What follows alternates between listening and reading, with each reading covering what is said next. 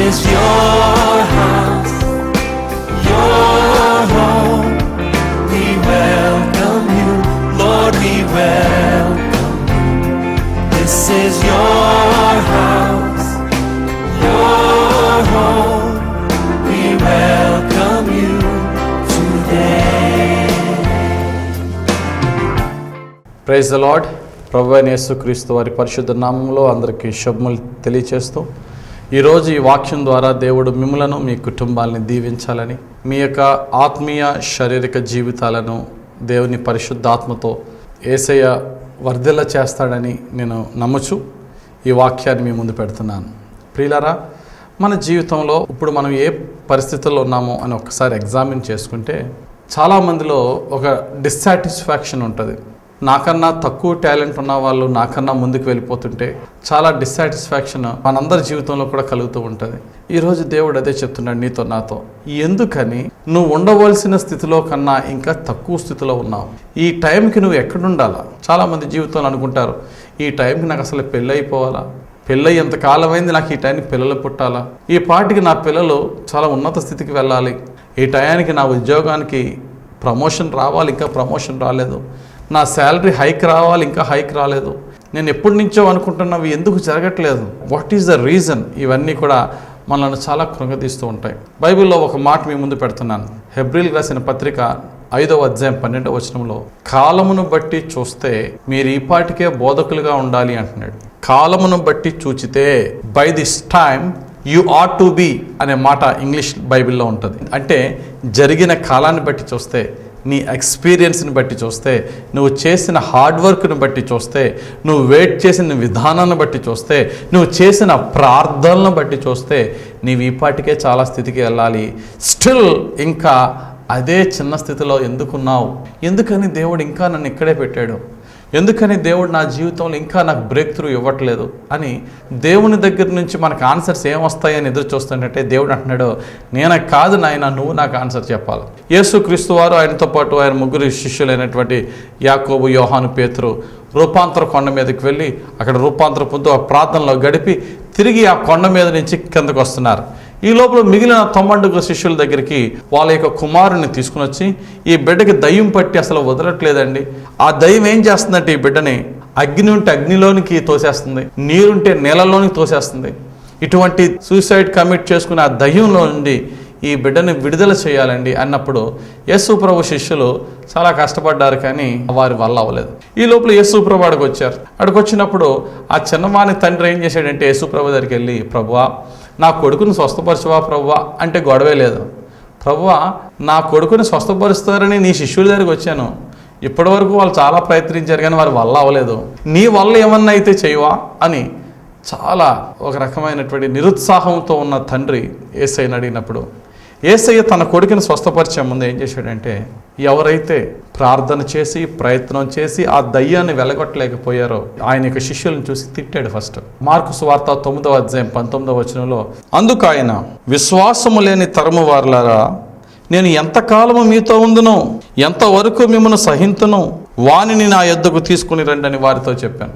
విశ్వాసము లేని తరము వారలారా, హౌ లాంగ్ అన్నాడు ఇక్కడ. మీకోసం ఎంతకాలం నేను వెయిట్ చేయాలా? ఇంతకాలం మీరు నాతో ఉండి నా వాక్యాలు వింటూ నాతో ప్రార్థనలో గడుపుతూ నాలో విశ్వాసంలో బలపడుతూ ఈ చిన్న దయ్యాన్ని మీరు వెలగొట్టలేకపోయారని చెప్పి ముందు ఆయన తన శిష్యులను తిట్టి, ఆ తర్వాత ఆ చిన్న బిడ్డలో ఉన్న దయ్యాన్ని వెలగొట్టి ఆ చిన్న బిడ్డను బాగు చేసి తన తండ్రికి ఇచ్చాడు. యేసు ప్రభు కోపం ఎప్పుడైతే కొంచెం తగ్గిందో యేసు ప్రభు శిష్యులు వచ్చి యేసు ప్రభుని అడుగుతారు, ప్రభువా నువ్వు వెలగొట్టవు కానీ మేము ఆ దయ్యాన్ని వెలగొట్టలేకపోయాం, మాలో ఏ లోపం ఉంది ప్రభువా అని యేసు ప్రభుని అడిగినప్పుడు యేసు ప్రభు దానికి ఒక ఆన్సర్ చెప్తాడు.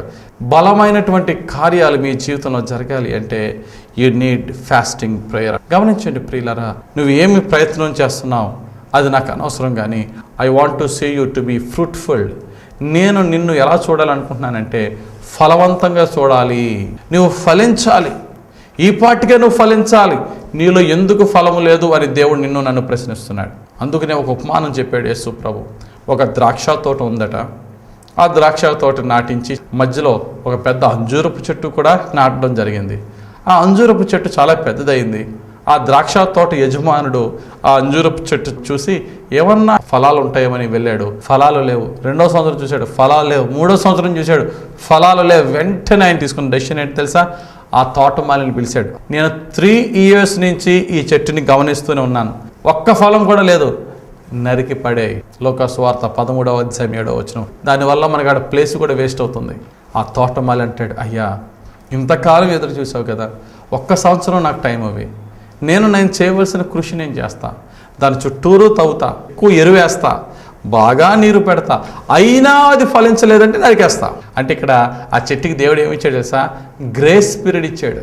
అంటే ఇంకొంచెం చూస్తా, ఇంకొక సంవత్సరం అని.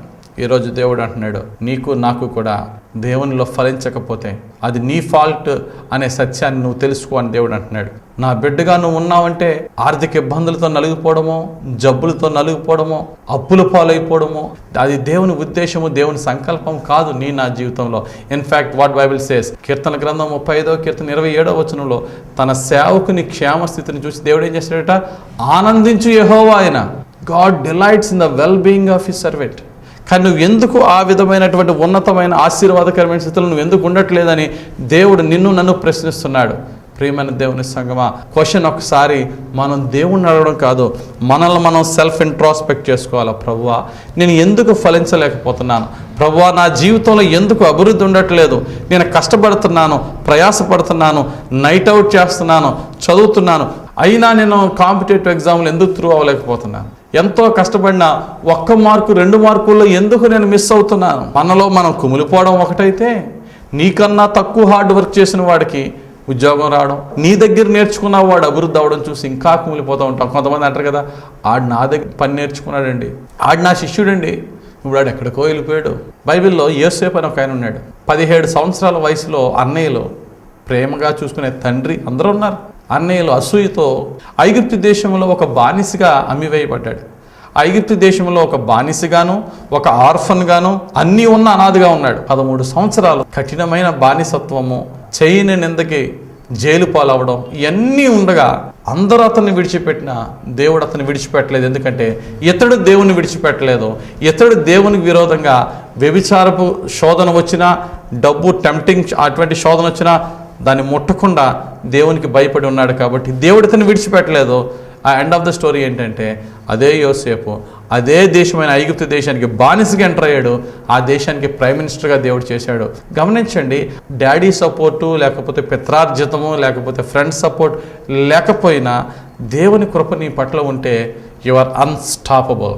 నిన్ను ఆపేవాడు అవడలేడు. అందుకనే బైబిల్లో 75వ కీర్తన 6వ వచనం, తూర్పు నుండి అయినను, పడమర నుండి అయినను, అరణ్యము నుండి అయినను హెచ్చు కలగదు, యెహోవాయే ఒకరిని తగ్గించును, ఒకరిని హెచ్చించును. ఈస్ట్ నుంచి వస్తుందా, వెస్ట్ నుంచి వస్తుందా సహాయం కాదు.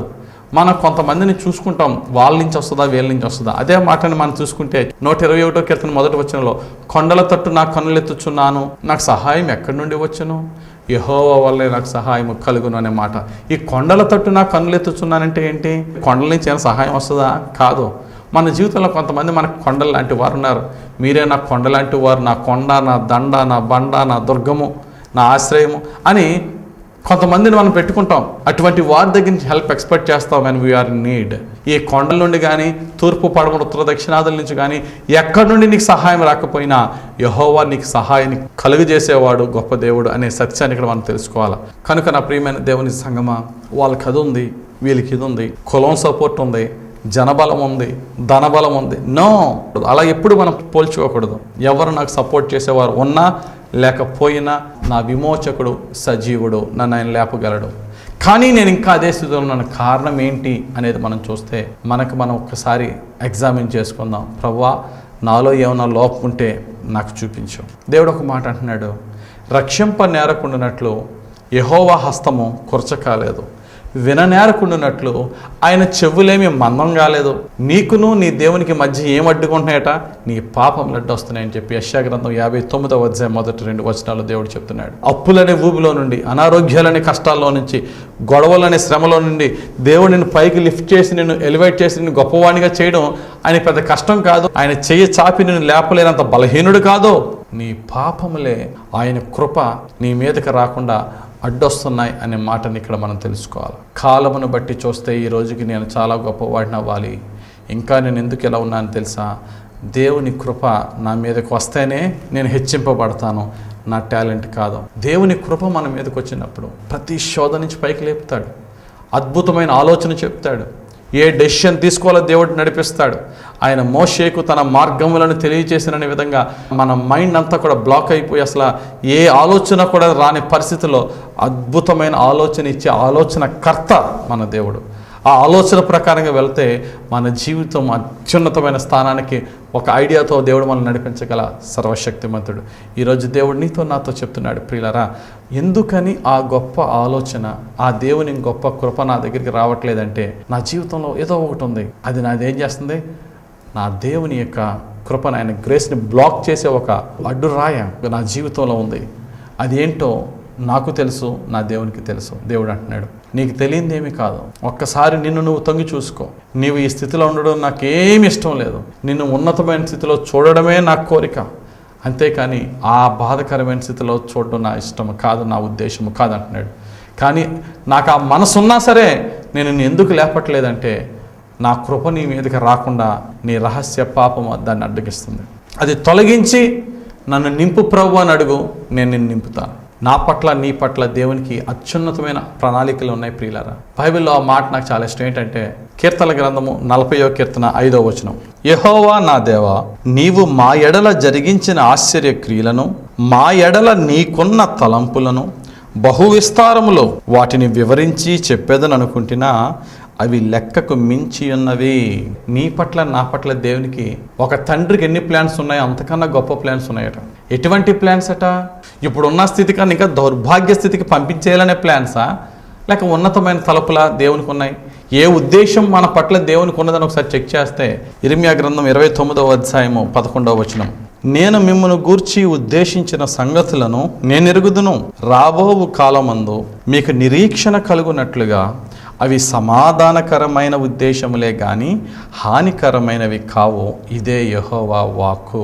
ఏ ఉద్దేశాలు కలిగి ఉన్నట్టు దేవుడు మన పట్ల? నీ జీవితంలో గొప్ప పీస్, గొప్ప జాయ్, గొప్ప హ్యాపీనెస్, ఇంతకాలం అనుభవించని గొప్ప సమాధానాన్ని ఇచ్చే ఉద్దేశాలతో దేవుడు నీ పట్ల నా పట్ల ఉండి వెయిట్ చేస్తున్నాడట. నీ ఉద్దేశాలు చిన్నగా ఉండొచ్చు, నీ జీవితంలో ఈ స్థితిలో ఉంటే చాలని అనుకోవచ్చు, కానీ నీ జీవితంలో నాకున్న తలంపులు నీ ఉద్దేశాలు కానీ ఇంకా గొప్పవి.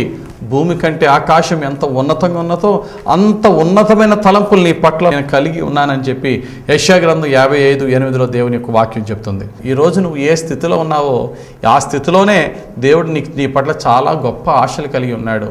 ఆయన కార్యము నెరవేరే సమయం చాలా దగ్గరికి ఆసన్నమైనది. ఆ యొక్క కాలము సమీపించినప్పుడు నువ్వు ఇంకా దేవునికి ఫెయిత్ఫుల్గా ఉండు, నీ యొక్క విశ్వాసాన్ని విడిచిపెట్టద్దు. ఎందుకో తెలుసా? నీవు ఏమైతే అనుకుంటున్నావో అవి జరగట్లేదని నువ్వు కృంగిపోతున్నావేమో, కానీ ఒకటి గుర్తుపెట్టుకో, మన దేవుడు ఎటువంటి దేవుడు అంటే మనం అడిగిన వాటికంటే, ఊహించిన వాటికంటే గొప్ప వాటిని చేసే శక్తి గల దేవుడైనటువంటి యెహోవా అంటున్నాడు ఎఫెసీయులకు రాసిన పత్రిక 3వ అధ్యాయం 20వ వచనంలో. మన రిక్వెస్ట్ ఏమైతే ఉన్నాయో వాటికన్నా సరే గొప్ప వాటిని దేవుడు నీ జీవితంలో నా జీవితంలో చేయబోతున్నాడు. ఏమండి, ఇలా ఆలోచన చేస్తుంటే ఇలా వాక్యం వింటే బాగానే ఉంటుంది, కానీ నా బ్రతుకు ఇంకా అలాగే ఉంది, స్టిల్ అదే స్థితిలో ఉన్నాను. How long? వేదన మన హృదయంలో ఉంటుంది. నేను ఒకటే అంట, నీ జీవితంలో దేవుని యొక్క ఉన్నతమైన స్థితిని నువ్వు ఆశిస్తున్నావా? తప్పులేదు, ఆశించవచ్చు.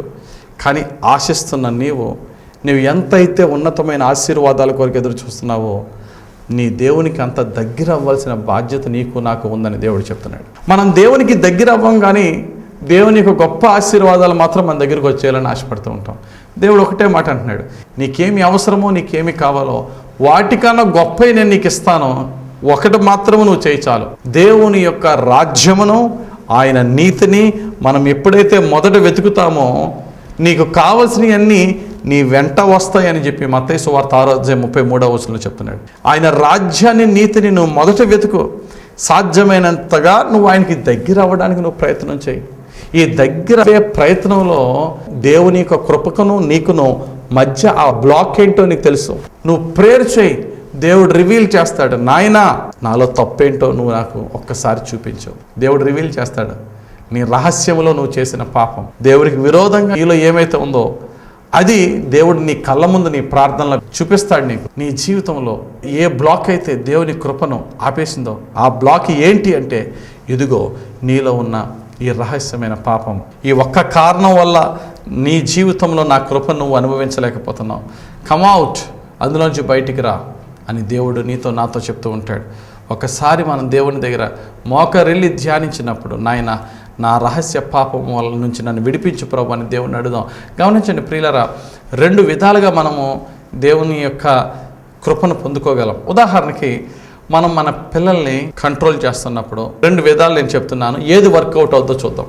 నువ్వు అది చెయ్యకపోతే నేను నిన్ను కొడతాను, సో నువ్వు అది చెయ్యి అని పిల్లల్ని అన్నామనుకో, మన పిల్లలు ఏం చేస్తారంటే ఆ మంచి పని ఎప్పుడు కూడా ఈజీగా ఉండదు, కొంచెం కష్టంగానే ఉంటుంది. ఆ మంచి పని చేయటానికి వాళ్ళకి పెద్ద ఇష్టం లేకపోయినా డాడీ కొడతారు, అమ్మ కొడుతుందని చెప్పి ఒక భయానికి ఒక దండనకి భయపడి వాళ్ళు చేస్తారు. అలా కాకుండా ఆ మంచి పని కనుక నువ్వు ఫినిష్ చేసి నా దగ్గర రా, నువ్వు ఎప్పటి నుంచో ఆశిస్తున్న ఈ గిఫ్ట్ అది నీ కొరకు రెడీగా ఉంది, you finish it and come, I will give you అంటే ఈ రెండిట్లో ఏది ఎఫెక్టివ్గా ఉంటుందండి? అది చేయకపోతే కొడతా, రెండోది అది చేసి నా దగ్గరికి రా ఇది తీసేసుకో, ఏది ఎఫెక్టివ్గా ఉంటుంది?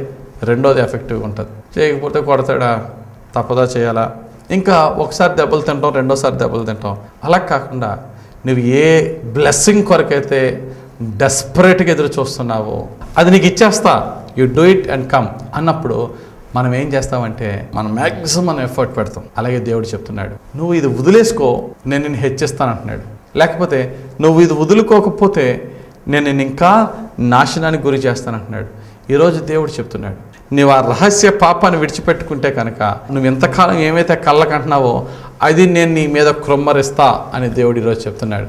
ప్రియులారా, నీవు సుఖపడుతూ ఆనందిస్తూ ఇది భలే ఉంది అని ఏ పాపాన్ని అయితే నువ్వు చూస్తున్నావో దాన్నే నువ్వు చూడొద్దు. ఒక్కసారి అది విడిచిపెట్టుకుంటే ఎంత అవమానానికి గురవిన ఈ నీ జీవితంలో ఆ అవమానానికి బదులుగా దేవుని యొక్క గ్లోరీ, ఆయన మహిమను నీ మీద పంపించినప్పుడు అప్పటి వరకు నిన్ను అన్న నిన్ను దూషించిన వారే నిన్ను చూసి నోటి మీద ఏలేసుకునేంత స్థితికి దేవుడిని హెచ్చించబోతున్నాడంటే ఆ పనికి మాలిన ఆ పాపాన్ని విడిచిపెట్టుకోవడానికి మనం ఎందుకు ముందుకు రాకూడదు?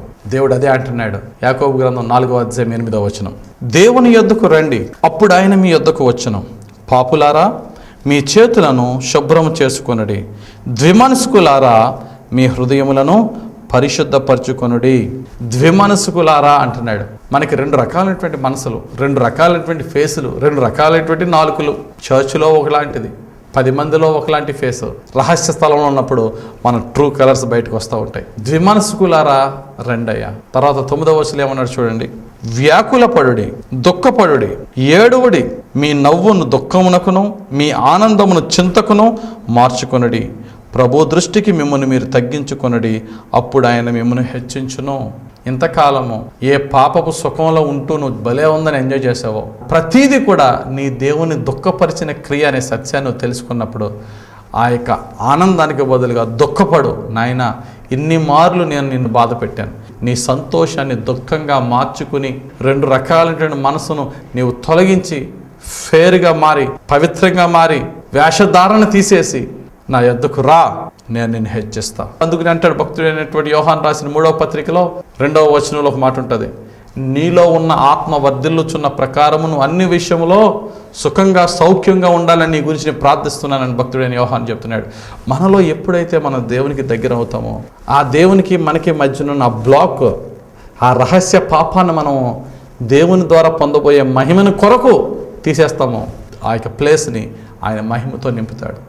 నీ జీవితంలో ఎదురు చూస్తున్న ఉన్నతమైన ఆశీర్వాదకరమైన స్థితి దేవుడు నీకు ఇస్తాడు.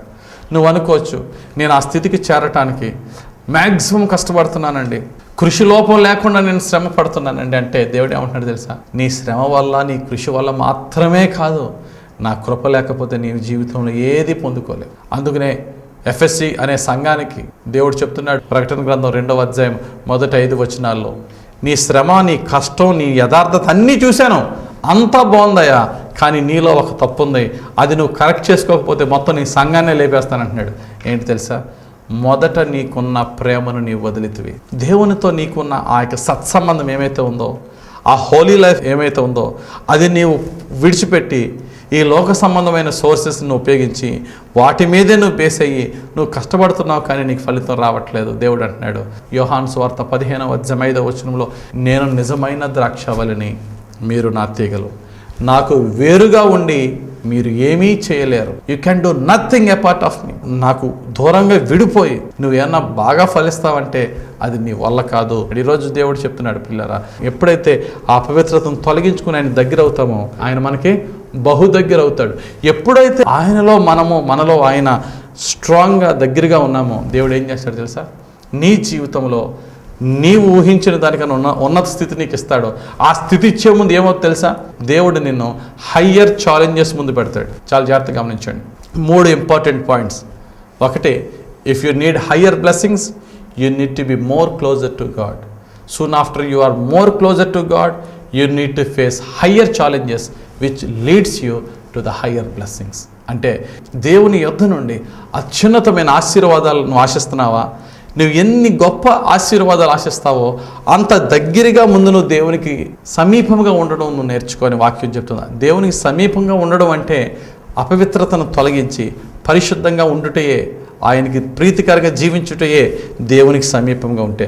నువ్వు ఎప్పుడైతే ఆయనకి అంత సమీపంగా ఉంటావో దేవుడు నిన్ను అత్యున్నతమైనటువంటి స్థితికి నిన్ను పంపించే ముందు నీ యొక్క దీన దౌర్భాగ్య బలహీనమైనటువంటి దుస్థితి నుంచి ఉన్నతమైన స్థితికి ఒక ల్యాడర్ దేవుడు ఇస్తాడు. ఆ నిచ్చెన ఏంటంటే నీవు దేవునికి దగ్గర అయిన తర్వాత నువ్వు ఎదుర్కొనే ఛాలెంజెస్, నువ్వు ఎదుర్కొనే పరీక్షలు. మనం ఎప్పుడైతే దేవునికి ఆత్మీయంగా క్లోజ్ అవుతామో అప్పుడు దేవుడు మన ఉన్నతమైన దీవెనలకి నడిపించే ముందు 3 T's పంపిస్తాడు. ఫస్ట్ T ఏంటంటే ట్రయల్స్, సెకండ్ T ఏంటంటే ట్రిబులేషన్స్, థర్డ్ T ఏంటంటే టెంప్టేషన్స్. ట్రయల్స్ అంటే ఏంటి? క్లినికల్ ట్రయల్స్ అంటారు. అంటే అర్థం ఏంటి? ఫార్మా కంపెనీ ఒక మందుని తయారు చేసి పబ్లిక్ పంపించే ముందు ఆ యొక్క కంపెనీలో ముందు జంతువుల మీద పరీక్ష చేస్తుంది. వాటినే క్లినికల్ ట్రయల్స్ అంటారు, అంటే పరీక్షలు. రెండోటి ట్రిబులేషన్స్. ట్రిబులేషన్స్ అంటే శ్రమలు. మనం ఆల్రెడీ ఇంతకుముందు మనం చేసిన అపవిత్రమైన జీవితానికి కొన్ని శ్రమ అనుభవించాలి. బాగా తాగి ఉన్నాం, మారు మనసు పొంది త్రాగుడు మానేసాం, కానీ ఆల్రెడీ తాగిన దానికి డ్యామేజ్ అయిపోయింది. చూసారా? ఆ యొక్క అనారోగ్యం మనం భరించాలి. కాబట్టి కొన్ని శ్రమలు మనము ఎదుర్కోవాలి. మూడవది టెంప్టేషన్స్, అంటే శోధనలు. ఈ 3 T'sని 3 పంపిస్తారు. మొట్టమొదటిగా ట్రయల్స్ అంటే పరీక్ష, మనల్ని కొన్ని పరీక్షలకు గురి చేస్తాడు. ఎవరు? దేవుడు. 2 ట్రిబులేషన్స్ అంటే శ్రమలు. ఈ శ్రమలకి కారణం ఎవరు? మనమే. మనం చేసిన వాటిని బట్టి కొన్ని శ్రమలు ఎదుర్కోవాల్సి వస్తుంది, స్వయంకృత అపరాధం. 3వ T ఏంటంటే టెంప్టేషన్స్ అంటే శోధనలు. ఈ శోధనలు పంపించేవాడు శోధకుడు, సాతాను. ఈ 3 మన జీవితంలో ఎదురవుతూ ఉంటాయి before we reach God's higher blessings.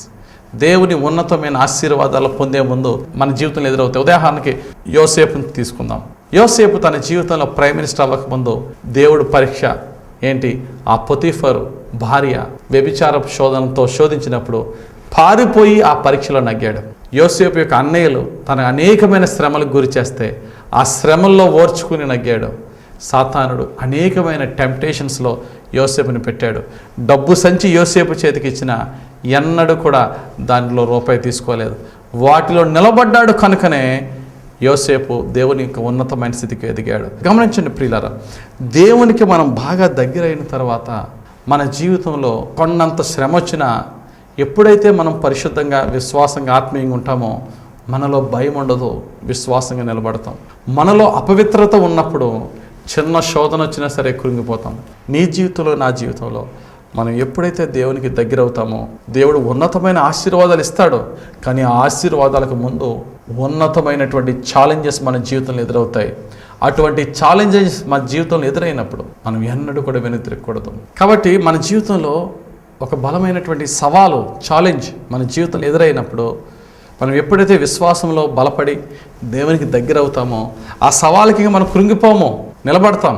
ఎందుకని? మనం ఏదో ఇంకా బాగా బలం పొందేసుకున్నామని కాదు, మనం ఇంకా దేవునిలో స్ట్రాంగ్ అయ్యాం కాబట్టి. ఎప్పుడైతే మనం దేవునిలో స్ట్రాంగ్ అయ్యామో మన విశ్వాసం ఏంటంటే మనం వెళ్ళి ఫైట్ చేస్తామని కాదు, మన పక్షముగా దేవుడు ఫైట్ చేస్తాడు. నా అధికారులతో పోరాడతాడు, నా బాస్తో మాట్లాడతాడు.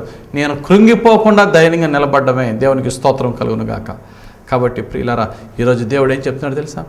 నీ జీవితంలో ఒకవేళ పాపం ఉందండి, ఆ పాపం వల్ల నేను ఈ యొక్క ఆశీర్వాదం కోల్పోతున్నానని అనుకుంటే ఇమ్మీడియట్గా ఆ పాపాన్ని నీలోంచి తొలగించుకుని దేవుని కృప కొరకు దేవుని దగ్గరవు. దేవుడు ఛాలెంజెస్ ఇస్తాడు, ఛాలెంజెస్లో నిలబడు, అత్యున్నతమైన ఆశీర్వాదం పొందుతావు. ఒకవేళ నీ జీవితంలో నిజంగా నా పాపాలు విడిచిపెట్టుకుని చాలా కాలం అయిందండి, స్టిల్ నేను ఇంకా దేవుని యొక్క కృప, దేవుని ఆశీర్వాదం నా జీవితంలో పొందట్లేదని అంటావా, దేవుడు ఈరోజు ఒక గొప్ప వాగ్దానం ఇస్తున్నాడు. గలతీయులకు రాసిన పత్రిక 6వ అధ్యాయం 9వ వచనంలో, మనము మేలు చేయుట యందు విసుకక యుందుమో, మనము అలయక మేలు చేసితేమేని తగిన కాలమందు పంట కోతము. ఈ మాటని ఇక్కడ మీరు తీసుకోండి. దేవునికి ఫేత్ఫుల్గా ఉంటున్నారు ఎంతకాలం, ఫైన్. ఇంకా మీకు ఆ యొక్క పంట రావట్లేదని మీరు అనుకుంటున్నారేమో. తగిన కాలమందు, గాడ్స్ డ్యూ టైం, అది ఎప్పుడంటే ఆల్రెడీ వాక్యం ద్వారా నీ జీవితంలో దేవుడు అది పంపించి ఉన్నాడు. విశ్వసిస్తే ఆమేనని చెప్పు. ఆయన తగిన సమయం నా జీవితంలోకి వచ్చింది. అందుకనే వాక్యం చెప్తుంది, హెబ్రీయులకు రాసిన పత్రిక 10వ అధ్యాయం 35-36 వచనాలు, కాబట్టి మీ ధైర్యమును విడిచిపెట్టకుడి, దానికి ప్రతిఫలముగా గొప్ప బహుమానము కలుగును. మీరు దేవుని చిత్తము నెరవేర్చిన వారై వాగ్దానము పొందు నిమిత్తము మీకు ఓర్మి అవసరమై ఉన్నది. విడిచిపెట్టదు మీ ధైర్యాన్ని, ఓర్పుతో సహనంతో ఎదురుచూడు. This is your God's due time. ఆయన తగిన సమయం ఎప్పుడొచ్చి నీ జీవితాన్ని ఎప్పుడు ఆల్ ఆఫ్ సడన్ ఒక్కసారి నీ లైఫ్ ఎప్పుడు ఎలివేట్ అవుతుందో నీకు తెలియదు. ఇంతకాలము దేవునిలో విశ్వాసంలో ఆయన గట్టిగా పట్టుకుని ఉన్నావు, ఇకను కూడా అలాగే ఎదురుచూడు. ఇంకా అది నీకు దూరముగా లేదు, ఆయన కాలం బహు సమీపంగా ఉన్నది. ఈరోజు దేవుడు నీ జీవితంలో నా జీవితంలో కూడా ఆ యొక్క సమయము బహు సమీపంగా ఉంది. నా సహోదరి సహోదరుడా, నీ విశ్వాసంలో నువ్వు కృంగిపోవద్దు. ఒకటి మాత్రం నువ్వు చెక్ చేసుకో, నిన్ను దేవుని కృప నుండి దూరపరిచే ఆ అపవిత్రత ఏముంది, ఆ రహస్య పాపం ఏముంది, నేను దాంట్లోంచి ఖచ్చితంగా బయటికి రావాలి, నా ప్రభు యొక్క మిరాకిల్ని నేను పొందుకోవాలని ఒక డెసిషన్ తీసుకుని ఆ అపవిత్రతను తీసేసి రక్షణ పాత్రతో దేవుణ్ణి అడుగు. God will extend your boundaries. అందుకనే దేవుడు అంటున్నాడు, యెషయా గ్రంథము 54వ అధ్యాయము 1వ వచనం 2వ వచనం, గొడ్రాల పిల్లలు కనని దానా జయగీతమెత్తుము, ప్రసవ వేదన పడని దానా జయకీర్తనెత్తి ఆనందపడుము, సంసారి పిల్లల కంటే విడవబడిన దాని పిల్లలు విస్తారమగుదురని యెహోవా సెలవిచ్చుచున్నాడు. ఇక్కడ దేవుడు చెప్తున్నాడు, ఆల్రెడీ పిల్లల కన్నా దానికన్నా నేను నిన్ను ఆశీర్వదించబోతున్నాను. ఇవ్వబోయే ఆశీర్వాదాన్ని బట్టి నీ నోటి నుండి అద్భుతమైన జయగీతం ఎత్తి నన్ను స్తుతించాలంటున్నాడు దేవుడు. నీ కన్నీరుని ఆనంద బాష్పాలుగా మార్చే దినం వచ్చి ఉన్నదని దేవుడు చెప్తున్నాడు. ఎంతకాలం ఎంప్టీ హ్యాండ్స్తో నిన్ను ఫిల్ చేస్తున్నాను చూడు అంటున్నాడు. కాబట్టి before I fill you, what you need to do, నేను నింపే ముందు నువ్వేం చేయాలి? 2వ వచనం చూడండి, నీ గుడారపు స్థలమును విశాలపరచము, నీ నివాస స్థలముల తెరలు నిరాటంకముగా సాగనేమో, నీ త్రాళ్లను పొడుగు చేయము, నీ మేకులను దిగగొట్టుము. ఇశ్రాయేలు డేరాలు వేసుకుంటున్న కాలంలో ఆ డేరా ఎలాగుంటే దేవుడు ఏమంటున్నాడంటే, నేను నింపే ఆశీర్వాదం సరిపోదు కనుక ఈ డేరాని కొంచెం ఇలా ఎక్స్టెండ్ చేయి, తాడులు ఇంకా బాగా లాగు, మేకులు గట్టిగా దిగగొట్టు, నీ సరిహద్దుని విశాలపరచబోతున్నాను. నువ్వెంతకాలం నీవు అనుభవించని వాటిని నేను క్రొత్త ఆశీర్వాదాలు, క్రొత్త దీవెనలతో నేను నింపుతున్నానని దేవుడు ఈరోజు వాగ్దానం చేశాడు. కాబట్టి ప్రియులరా, నా పని నీ పని ఏంటి? దేవుడు మనల్ని నింపబోతుంటే ఆయన నింపడానికి కావాల్సిన విధంగా మన హృదయాన్ని విశాలపరచుకోవాలి. భక్తుడైన ఎలీషా ఒక పేద విధవరాల దగ్గరికి వచ్చి ఒకటే అంటున్నాడు, అమ్మా నీకు చాలా అప్పు ఉంది కాబట్టి నీ దగ్గర ఏముంది అంటే, బుడ్డులో చిన్న నూనె మాత్రమే, కొంచెం నూనె మాత్రమే ఉందంటే అది ఎలా తీసుకురా అంటాడు, బ్లెస్ చేస్తాడు. నీ గిన్నెలన్నీ పెట్టు, నేను దాన్ని నింపుతానంటాడు. ఆ చిన్న బాటిల్లో ఆయిల్ వంపుతూ ఉంటాడు, అది వస్తూనే ఉంటుంది, బిందులు డేక్షాలు నింపబడుతున్నాయి. ఒకే మాట అంటాడు, నీ ఇరుగు పొరుగు వారి దగ్గరికి వెళ్ళి తెచ్చుకోగలిగినన్ని ఖాళీ పాత్రలు తెచ్చుకో, నేను నింపుతా. ఆ నూనె అమ్ముకుని నీ అప్పు తీర్చుకోవచ్చు, ఇంకా మిగిలిపోద్ది నీకు డబ్బులు, దాంతో నువ్వు హ్యాపీగా ఉండు. ఆమె ఎన్ని ఖాళీ పాత్రలు తెచ్చుకోగలిగిందో అన్ని ఖాళీ పాత్రల్లో కూడా దైవ సేవకుడైన ఎలీషా నింపుతూ వచ్చాడు.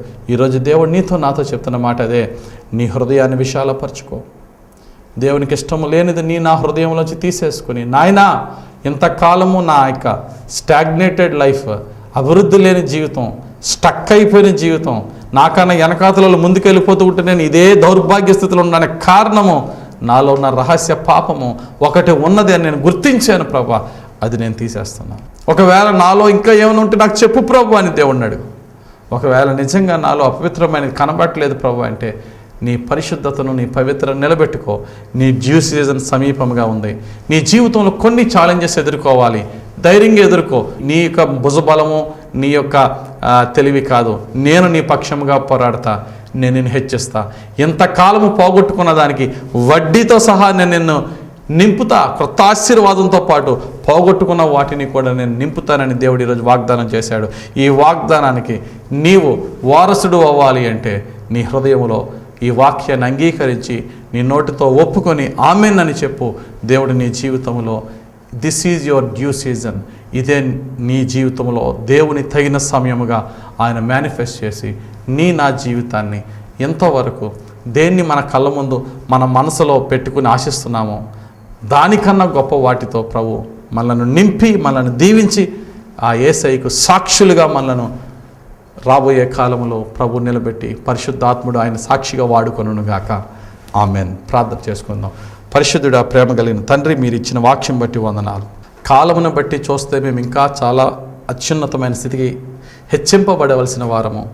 మీరు ఈ స్థితిలో మమ్మల్ని పెట్టడం ఇదే మాకు గొప్ప ధన్యత. అయితే ఇదే స్థితిలో ఉండుట మీ చిత్తము కాదు, ఇంకను అభివృద్ధి చేయటం మీ ఉద్దేశము. కానీ మేము ఎక్కడ ఆగిపోవడానికి గల కారణము మాలో ఉన్న రహస్య పాపము, మాలో ఉన్న నీకిష్టము లేని క్రియలు. వాటిని నాయన నీ దగ్గర పెట్టుకొని ఒప్పుకొని విడిచిపెడుతున్నాము.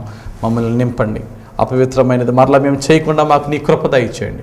నీ పరిశుద్ధాత్మ అభిషేకం మాకు హెచ్చుగా ఇచ్చి మా జీవితంలో ఏమి ఆశిస్తున్నామో అది నీకు ప్రీతికరమైతే మేము ఆశించిన దానికన్నా ఉన్నతమైన నీ కార్యాలు మా జీవితంలో జరిపించి నిన్ను ఘనపరిచి నిన్ను మహిమపరిచి నీ సాక్షులుగా బ్రతికే జీవితం మా అందరి జీవితంలో కలుగు చేయమని, మా జీవితాన్ని గొప్ప బ్రేక్ త్రూ అనుగ్రహించి నీ ఉన్నతమైన మహిమను అనుభవించి నిన్ను మహిమపరిచే నీ సాక్షులుగా మమ్మలను నీ సేవలో వాడుకోమని యేసు నామములో ప్రార్థించి వేడుకొనుచున్నాము తండ్రి.